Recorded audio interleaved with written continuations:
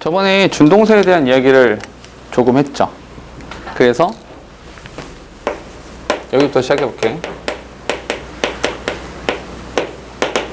준동사에 대한 이야기를 하면서 마지막으로 문제 제기했던 게 뭐냐, 어떤 식의 이야기를 했었냐면, 야, 준동사라고 하는 것이 결국에는 결론적으로 동사를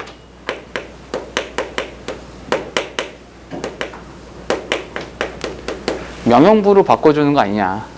결국 준동사는 동사를 명령부로 바꾼다, 이거야. 그런데 나의 문제 제기는 어떤 것이었었냐면, 우리가 이게 앞에 주어 동사가 이렇게 있고 막 여기 접속사가 이렇게 있었잖아. 지난 시간에 필기했던 거 잠깐 참고로 보시면 돼요. 근데 접속사라고 하는 부분에서 뭐 등위와 종속이 있는데, 종속 접속사의 종류가 또 명령부가 있다, 이렇게 있다 라는 거였지. 이것이 우연일 거냐? 그러지 않다. 절대로 우연이 아니다. 여기서 이제 구라는 형태의 명령부가 있고 절이라는 형태의 명형부가 있는 것은 우연히 그런 거 아니다 라는 거지. 조금 더 자세하게 이야기해보자면 결국 이런 거지. 내가 주어랑 동사를 썼는데, 주어 동사를 썼는데 이 뒤에다가 내가 절의 형태로 문장을 더 이어갈지, 아니면 구의 형태로 문장을 더 이어갈지는 내 선택이라는 거야. 내가 하고 싶은 대로 하면 되지. 뭐 약간의 규칙들은 있겠지. 뭐냐면 이제 투부정사라는 걸 쓸 거냐, 뭐 동명사라는 형태를 쓸 거냐, 이거는 약간의 제한이 있긴 하겠지만 기본적인 건 이런 거야. 그러면 이게 절의 형태를 구의 형태로 바꿀 수도 있을 거고, 구의 형태를 절의 형태로 바꿀 수도 있을 거 아니냐 라는 게 지난 시간의 질문이었어. 그래서 이제 살펴보니까 명사 절을 명사 구로 바꿀 수 있다.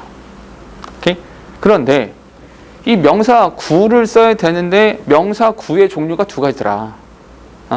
다시 지난 시간에 첫 번째로 했던 질문이 명사 구의 종류가 두 가지더라. 응? 명사 구의 종류가 두 가지더라 이거야. 정리해보니까 얘가 첫 번째는 투부정사라는 것이 있고 두 번째로는 동명사라는 것이 있더라. 이렇게 되는 거지. 이 두 가지를 구분해야 된다. 지난 시간에 알려줬던 게 이 두 가지를 구분할 때 있어서 포인트가 되는 것이 타동사 뒤에다가 투부정사를 쓸 거냐 동명사를 쓸 거냐, 이거 의미가 같냐 뭐 다르냐 뭐 이런저런 이야기도 했었고, 그거 하나 정도 알아두시면 되고, 명사절에서는 또 하나 어떤 게 있냐, 우리가 이런 것도 있었지. 이게 첫 번째였었고, 지난번에 첫 번째로 했던 게 이거였어. 두 번째로 어떤 얘기가 있었냐면, 야, 이 형용사도 있다. 이 형용사가 있는데, 아니 형용사에도 종류가 두 가지가 아니냐. 어떻게? 얘도 마찬가지로 투부정사라는 것이 있고 분사라고 하는 것이 있다. 이렇게. 여기까지, 여기 안 했죠? 요 얘기 안 했었죠? 그죠? 요 얘기만 좀 해볼게. 이게 무슨 뜻이냐? 이렇게 하나만 물어볼게. 여기 명사가 있어요. 명사가 있어. 진우, 명사에 대한 수식을 누가 하지? 아하. 태준, 명사 수식을 누가 해야 돼?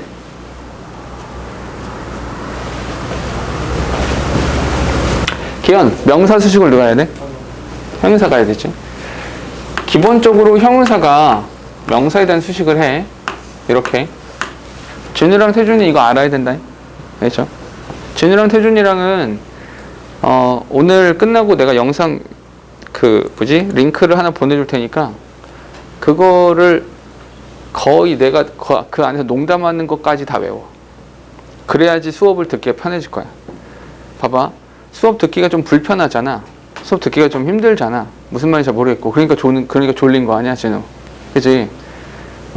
그거 외우면 조금 들릴 거야. 알겠지? 목숨이 두 개냐? 됐지? 알겠지? 그거 꼭 봐. 형용사가 있단 말이야. 근데 형용사는 명사를 앞에서 수식을 할 수도 있고 뒤에서 수식을 할 수도 있어. 사실 이건 그렇게 중요하지 않아. 앞에서 수식하냐 뒤에서 수식하냐 그렇게 중요한 이야기는 아니야. 간단하게 혼자 나오면 앞에서, 덩어리지면 뒤에서. 왜? 영어는 앞부분이 길어지는 거 싫어하거든. 영어는 이렇게 머리 큰 애들 별로 그렇게 좋아하지 않아요. 진주어 가주어도 그렇게 생겨나게 되는 거고. 어쨌거나 이렇게 되는 거야. 그럼 질문은 다시 해볼게. 영주 질문. 이 명사를 수식해야 돼. 형용사가 필요한 거지. 근데 그 형용사 자리에 동사가 나온 거야. 여기다 씁시다. 형용사 자리에 동사가 나왔어. 그럼 동사를 가지고 명사를 수식할 수는 없잖아. 그치? 그럼 동사를 뭘로 바꿔라? 동사를 형용사라는 형태로 이렇게 바꿔주라는 거지. 동사를 형용사로 바꾸는 방법이 두 가지야. 오케이? 그러면 투부정사로도 명사를 수식할 수도 있고 분사로도 명사를 수식할 수 있는 거잖아. 그거 어떻게 구분하지? 즉 다시 말해서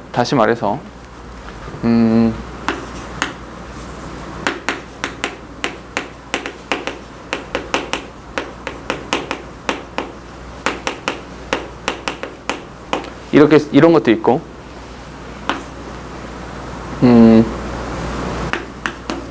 이 소년이 읽을 책 이렇게 있어. 오케이? 그럼 위에 건 어떻게 쓸 거야? 독서하고 있는 소년 이렇게 되고 읽을 책 이렇게 되잖아. 그치? 위에 건 어떻게 써요? 소년 한 다음에 to read라는 형태를 쓸 거야? 아니면 reading이라는 형태를 쓸 거야? 어떤 거?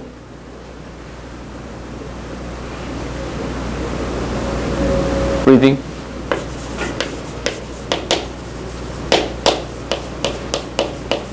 이렇게 아래 거는 책이잖아. book이지. 그치? 그리고 여기서 당연히 to read를 써야겠네. 맞아요. 맞게 썼어. 영주가 말한 게 맞아. 그럼 여기서 이런 고민은 드는 거지. 어떤 질문이 드냐면 아니 근데 왜 어떨 때는 ing로 수식을 하고 분사로 수식을 하고 왜 어떨 때는 투부정사를 가지고 수식을 합니까? 이 생각을 해야 되는 거지. 후제 어떤 차이가 있지? 뉘앙스 차이. 어? 뉘앙스 차이. 뉘앙스. 외국인이세요? 원어민이야? 오늘 그렇게 외우는데. 아 뉘앙스로 하면 된다고? 네. 아 어디 시덥지 않은 거지 같은 말을 들고 와가지고 그것만으로 해결이 안 되는 경우들도 있죠. 오케이? 뉘앙스만을 따지는 건 좋은 습관은 아니에요. 차이가 뭘까?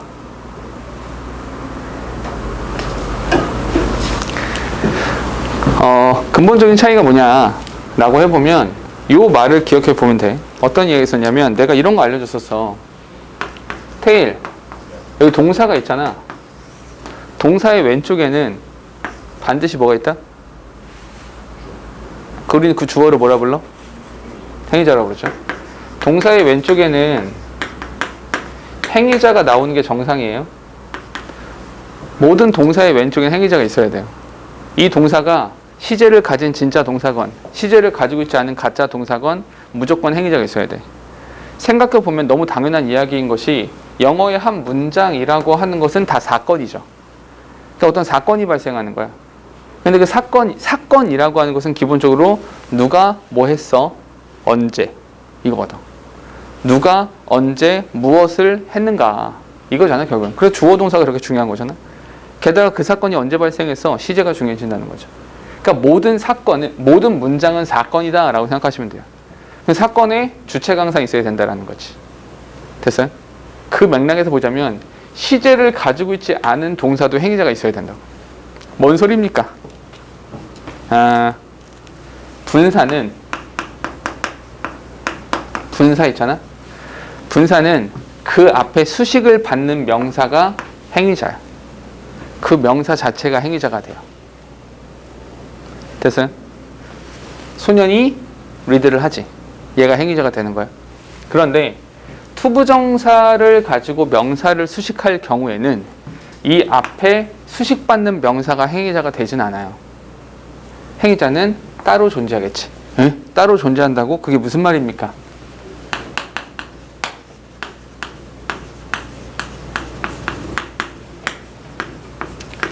He has a book to read. 이런 문장을 썼을 때 얘가 동사죠. 동사의 왼쪽에 행위자가 있어요. 여기 가짜 동사가 나왔죠. 가짜 동사의 왼쪽에도 행위자가 있긴 해야 돼. 근데 없지. 왜? 안 썼어. 왜? 똑같으니까. 그래서 생략을 한 거지.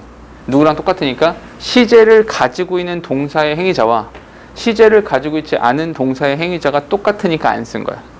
그럼 여기 누가 있다? 여기에는 he라는 단어가 이렇게 나온다. 됐어요? 다시 결론. 수식받는 명사가 그 행위자가 되면 분사 계열로 가시는 거고 분사 쪽으로 가시면 되는 거고 이 수식받는 명사 말고 행위자가 따로 이 준동사에 대한 행위자가 따로 존재한다면 부정사를 쓰면 된다. 됐어요? 이게 차이예요. 되셨죠? 오케이? 그럼 여기서 한 가지만 일단 여기까지 됐죠? 그렇죠? 근데 사실은 요 자체에 대한 질문을 많이 할까요? 사실 이 자체에 대한 질문을 거의 하진 않아요. 투부정사를 쓸 거냐 분사를 쓸 거냐에 대한 질문은 거의 나오지 않아요. 그럼 여기서는 이제 배울 게 없습니까? 안 해도 됩니까? 사실 여기서는 형용사, 이 형용사랑 관련해서는 투부정사를 써야 되냐 아니면 분사를 써야 되냐 이 질문은 이 두 가지의 질문은 거의 하지 않는다고. 시험 문제로 거의 출제가 되지 않아요. 그럼 뭐더랍니까? 라고 할 텐데 실제로 시험에 나오는 건 뭐? 요거. 요렇게 나오진 않아. 근데 분사에 대해서는 물어보겠지. 왜냐하면 원호 분사라고 하는 것은 종류가 두 가지가 있잖아. 어떻게 두 가지야?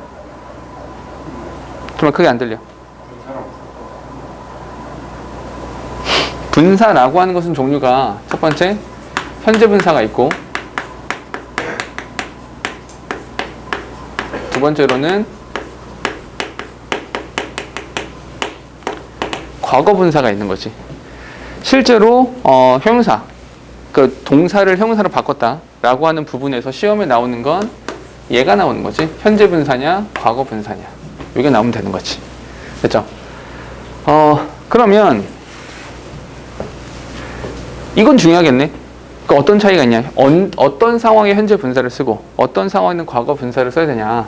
형준, 어떻게 구별하지? 다시?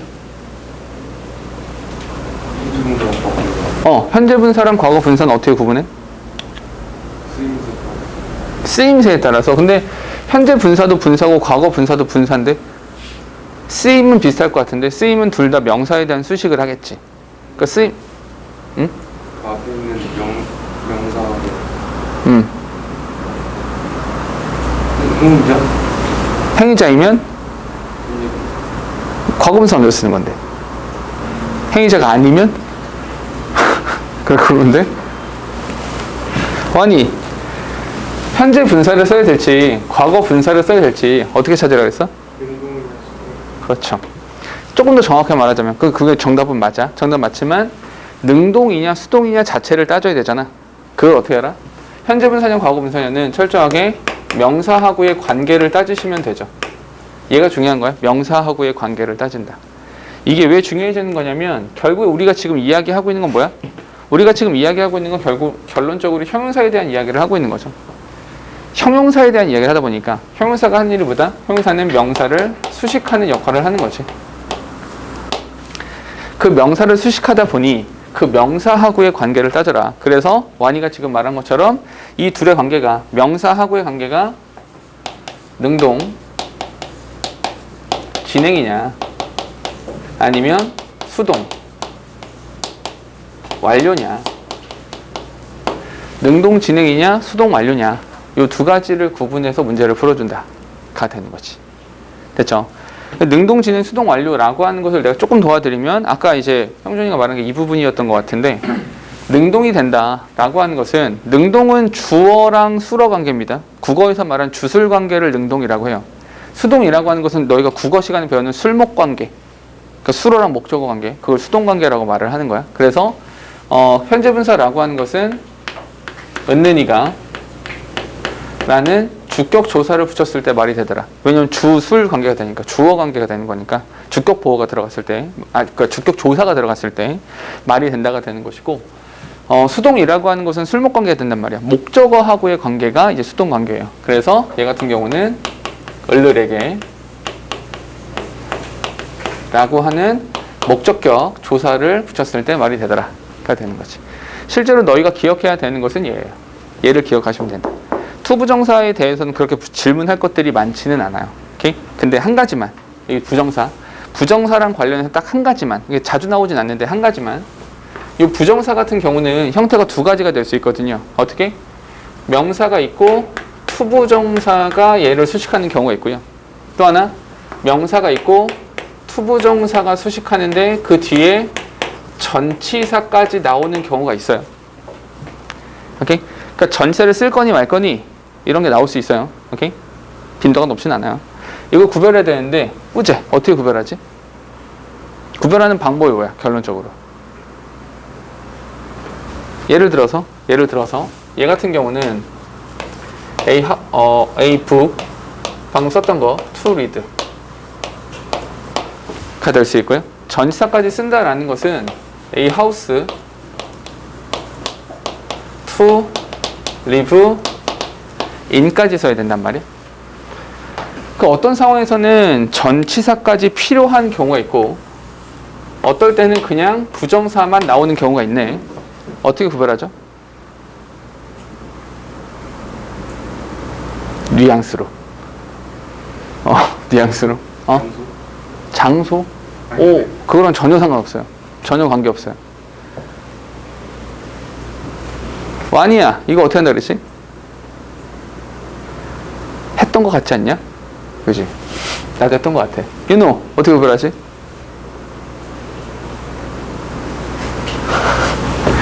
구별하는 방법은 이렇게 하시면 돼요. 지금 알려드리는 방법대로 하시면 구할 수 있어요. 어떻게 하냐면 이 명사를 뒤에다 넣어보세요. 이 뒤에다 넣어보시면 돼요. 오케이? 무슨 말이냐? A book, 이 book을 read 뒤에다 넣어보시면 read the book 말 되죠? 그러니까 그냥 쓰시면 돼요. 말이 통하니까. 근데 house라는 단어를 뒤에다 넣어보면 to live a house, 집을 산다. 이게 말이 안 돼요. 집을 살 수는 없어요. 집 안에 들어가 살아야 되는 것이. 그래서 전치사를 쓰시면 돼요. 전치사를 쓸 때에도 의미상 가장 알맞은 거. 왜냐면 집 안에 들어가서 사는 거잖아. 그러니까 in이라는 형태를 쓰는 거죠. 그래서 의미에 따라서는 전치사가 다른 것이 나올 수도 있죠. to가 나올 수도 있고요. with가 나올 수도 있고요. 얼마든지 다른 애들이 나올 수가 있는데 의미상 집 안에 들어가 사는 거니까 in이 가장 잘 어울린다. 됐죠? 이렇게 구별하시면 된다. 형용사가 되는 경우는 요거. 여기까지 기억하시면 된다. 됐죠? 그런 다음 세 번째. 요 세 번째가 마지막인데요. 세 번째는 뭐냐? 세 번째는 뭐 하고 싶은 거야? 이 동사라고 하는 것을 뭐로 바꾸고 싶다? 동사를 부사로 바꾸고 싶다라는 거죠. 그러니까 부사 자리에 동사가 나오면 그 동사를 부사로 바꿔라가 된다는 거죠. 동사를 부사로 바꾸고 싶다. 근데 동사를 부사로 바꾸는 방법도 두 가지란 말이야. 어떻게 두 가지냐? 첫 번째, 부정사, 투부정사라고 하는 것이 있고 또 한 가지 뭐가 있냐? 분사 구문이 있죠. 이렇게 두 가지가 된단 말이야. 그럼 어떻게 구별합니까? 어떤 상황에 내가 to를 써야 되고 어떤 상황에는 분사 구문이라는 형태를 씁니까? 라고 할 텐데 이렇게 하시면 돼요. 생뚱맞지만 부사절에 대한 이야기로 먼저 시작을 해볼게요. 부사절. 기현아, 부사절을 이끄는 접속사가 5가지가 있죠. 어떻게 5가지예요? 시간? 장소를 나타내는 접속사가 있어요. 이유죠. 장소를 나타내는 접속사는 따로 있지 않죠. 이유? 목적? 목적이랑 결과는 같이 나오죠. 목적, 결과 이렇게. 또?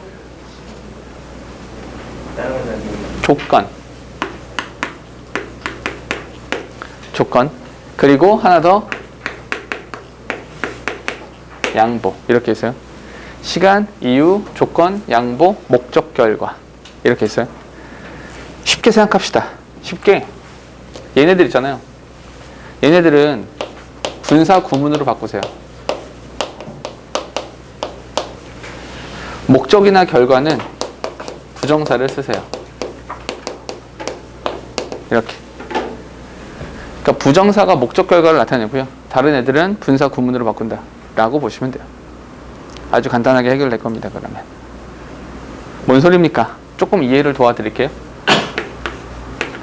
문장을 보니까 He was too young to go to school 이렇게 써 있어요. 영주 해석.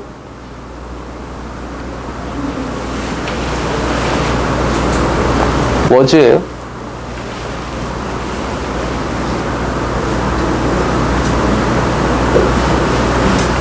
설마. 야이씨.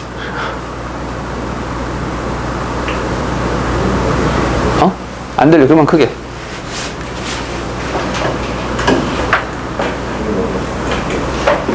진짜 그렇게 말하면 그 누구도 들을 수 없어요.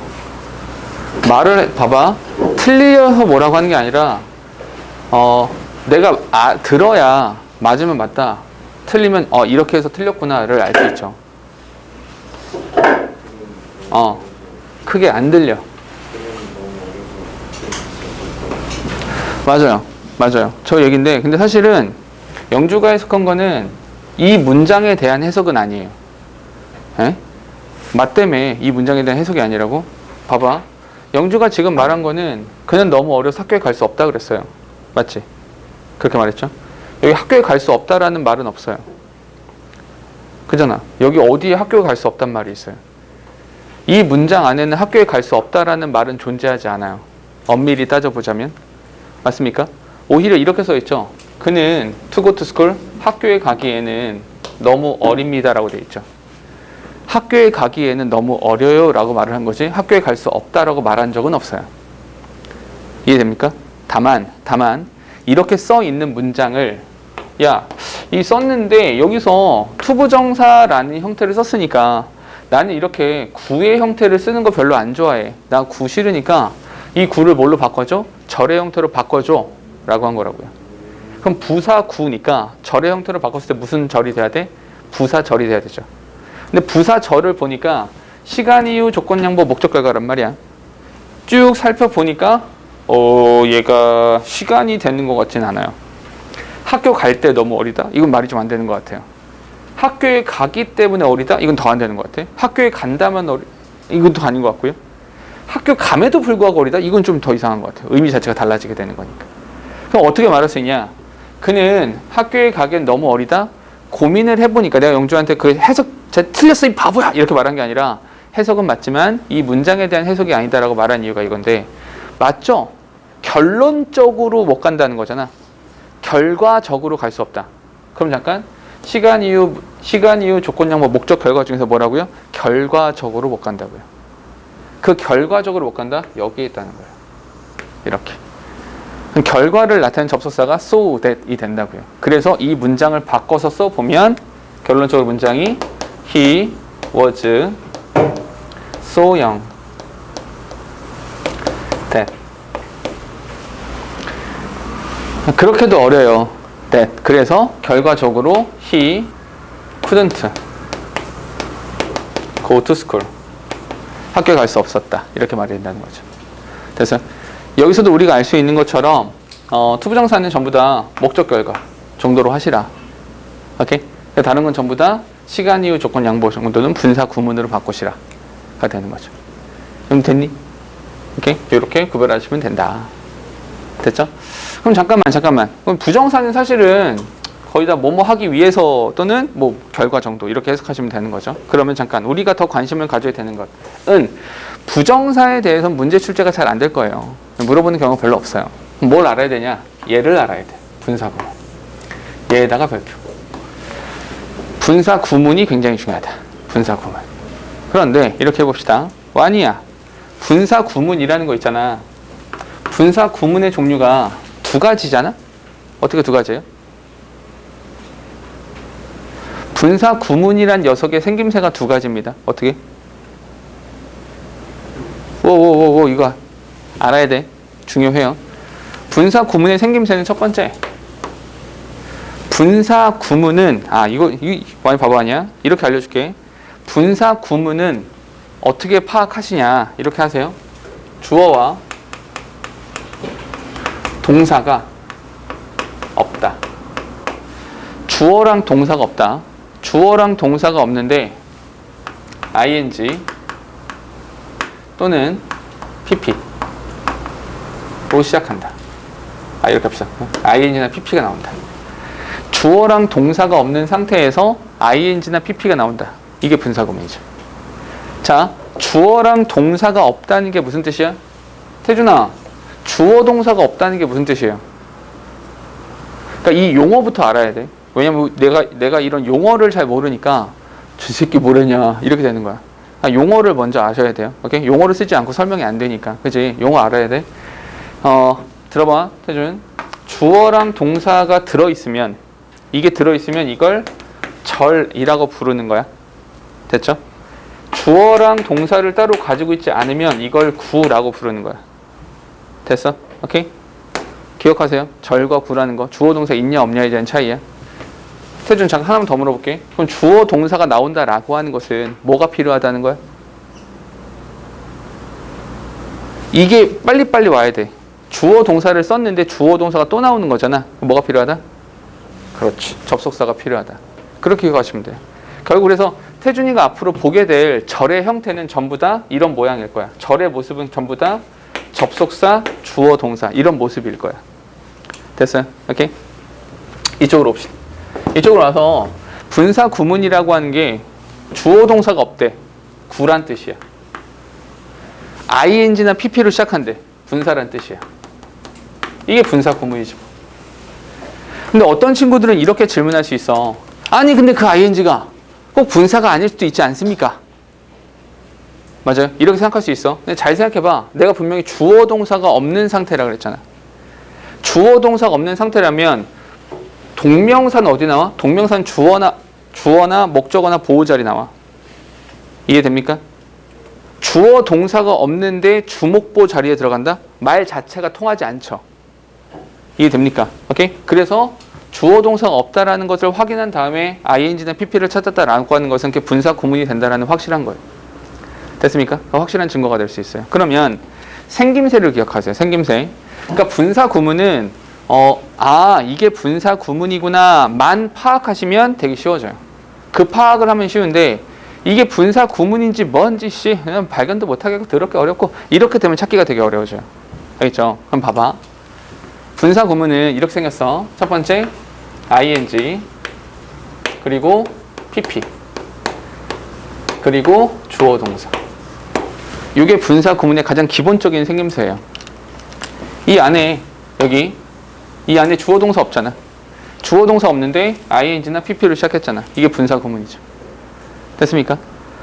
세 가지를 이야기해야 돼요. 분사 구문에서는 세 가지를 얘기합니다. 세 가지가 뭐냐면 첫 번째, 가장 많이 나오는 건 너 그래서 결론적으로 현재 분사를 쓸 거니 과거 분사를 쓸 거니가 가장 기본적으로 먼저 나온 이야기예요. 그거 어떻게 따집니까? 원칙을 깨지 마세요. 어떤 원칙? 현재 분사를 쓸까 과거 분사를 쓸까? 기현아 어떻게 찾으라 그랬지? 그렇지. 여기 써 있잖아. 현재 분사냐 과거 분사냐는 명사하고의 관계를 따지라니까. 분사 구문에서도 결국 현재 분사냐 과거 분사냐 물어보면 똑같아. 명사하고의 관계를 따져라. 단. 여기서 내가 현재 분사를 쓸지 과거 분사를 쓸지 명사하고의 관계를 따져야 하는데 젠장 그 앞에 명사가 없네. 명사가 없죠. 어떡하지? 근데 아까 말했던 거 있죠. 세상의 모든 동사들은 그 왼쪽에 뭐가 있다? 행위자가 있다. 시제를 가진 동사건 시제를 갖지 않은 동사건 그 앞에 행위자가 있다. 맞니? 그럼 잠깐만. 아니 그러니까 행위자가 없다니까요? 있어야 된다니까? 없잖아. 생략한 거죠. 왜요? 똑같아서. 오케이? 진짜 동사의 행위자와 가짜 동사의 행위자가 똑같으면 생략하는 거라고. 그러니까 반드시 있어야 되는데 없다? 생략한 거예요. 왜? 똑같아서. 그럼 어떻게 한다? 이 앞에 명사하고의 관계를 따져야 되는데 그 명사가 없잖아. 어떻게 하라고? 얘를 데리고 오면 되죠. 얘를 이렇게 데리고 와서 관계를 따져주시라. 이 관계가 능동인지 수동인지를 찾으시면 된다. 그래서 첫 번째, 문법적인 부분은 분사 구문이 나오면 문법적인 부분은 뒤에 있는 명사를 가지고 와서 관계를 따지시라. 그 관계가 능동이냐 수동이냐를 따지면 된다. 됐죠? 두 번째, 그럼 이거 분사 구문 내가 찾았는데 분사 구문의 해석은 어떻게 합니까? 해석돼야 될 거 아니에요. 결국 우리가 이거 배우는 게 다 해석하기 위한 건데 해석 어떻게 합니까? 이 전체 분사 구문 전체가 이 뒤에 있는 명사를 수식하고 있다 라고 보시면 되죠. 아니 그렇게 해석을 해도 됩니까? 되죠. 왜냐하면 결국 얘는 누구에 대한 얘기야? 얘에 대한 얘기인데 얘가 여기 주어네. 그러니까 얘는 얘에 대한 설명이에요. 됐습니까? 전체를 수식한다 라고 보시면 돼요. 예문 하나만.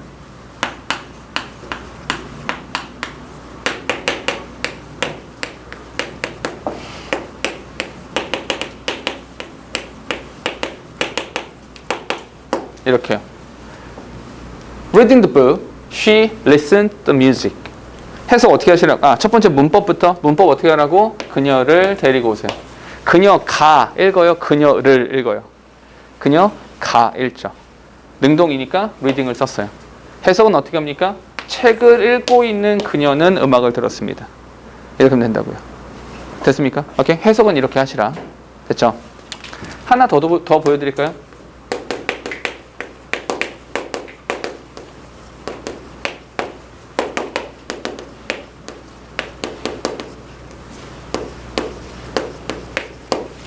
Written in English.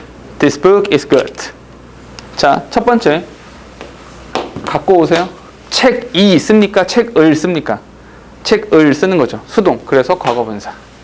해석 영어로 쓰여진 이 책은 좋아요. 됐어요?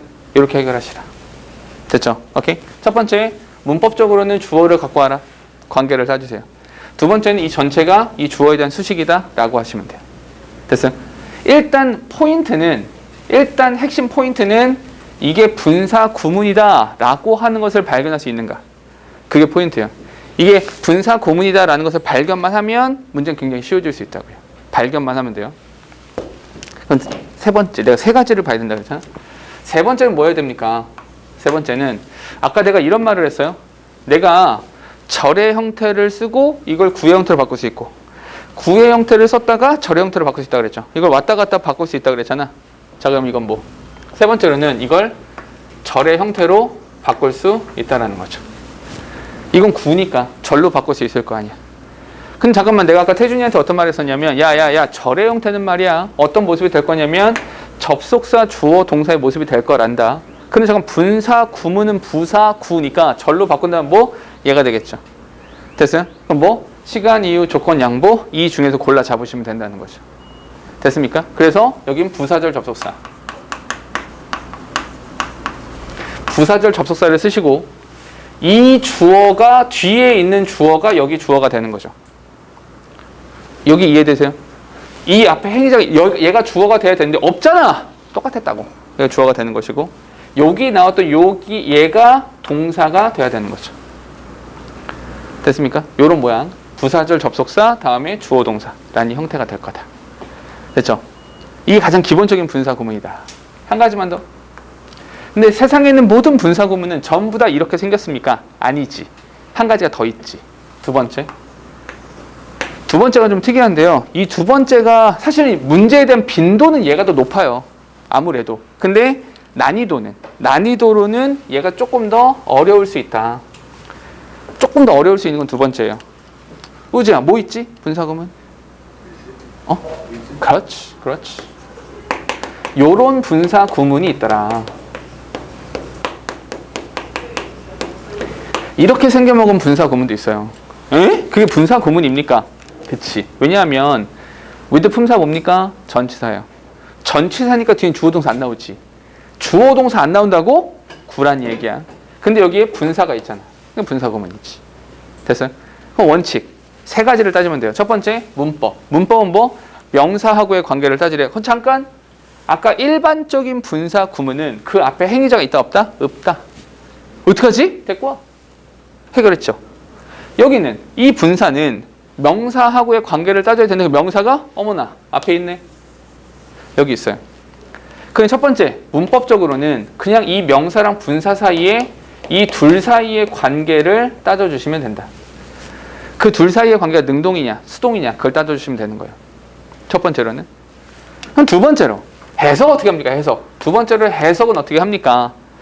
하필이면 전치사가 with야. 다른 전치사 종류 되게 많은데 하필이면 with야. 그럼 with가 뭐야? 뭐뭇을 가지고 오잖아. 시간적 개념에서 뭐뭇을 가지고 있다라고 생각해 보세요. 그럼 뭐다 이건? 동시 동작이 되죠.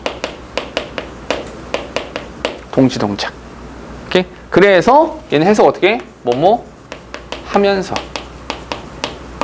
뭐뭐 한 채로 이렇게 해석해 주시면 된다. 오케이? 세 번째, 이 절의 형태를 어떻게 바꿉니까? 자, 얘는 동시 동작이라고요. 시간 중에서도 동시 동작이라고. 동시에 발생했죠. 우재, 뭘 써야 돼? 동시 동작을 나타내는 접속사? as. as가 되겠죠. as가 되고 요 명사가 주어 자리에 들어오는 거예요. 그 요 분사가 동사 자리에 이렇게 들어오면 되는 거고요. 됐습니까? 예문. 요건 예문. 예문 좀 들어드릴게요. 예문이 뭐냐? He stood there with